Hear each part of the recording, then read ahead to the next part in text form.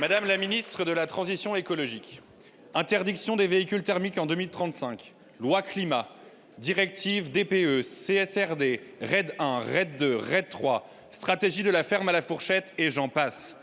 Toutes ces législations européennes qui condamnent la France et l'Europe à devenir un désert industriel et agricole sont issues du pacte vert. Un pacte dont le lobbying auprès des parlementaires européens et des États membres a été mené par des ONG d'extrême gauche et antinucléaires comme Friends of Europe, directement missionnés et financés pour cela par la Commission européenne de Mme von der Leyen.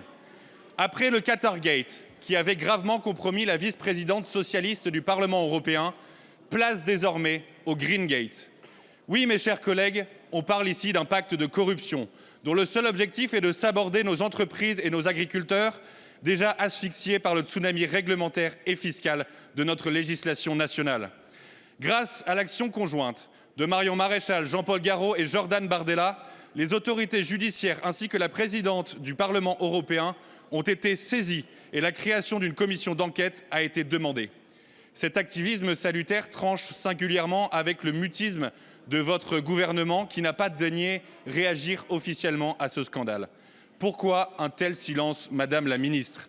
Pourquoi un tel silence alors qu'à l'occasion du discours de politique générale du Premier ministre a été fait œuvre d'une lucidité bienvenue sur l'impasse que constitue l'écologie de la pénitence et de la décroissance? Madame la Ministre, il faut savoir ce que l'on veut.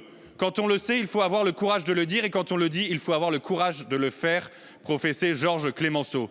Alors aurez-vous le courage de faire entendre la voix de la France sur le scandale du Greengate et demander des comptes à Mme von der Leyen? Enfin, allez-vous tirer toutes les leçons de ce fiasco bruxellois en demandant, comme l'a fait Jordan Bardella, la suspension immédiate du Green Deal et de toutes ces mesures d'écologie punitives qui menacent notre continent d'un décrochage agricole et industriel sans précédent? Je vous remercie.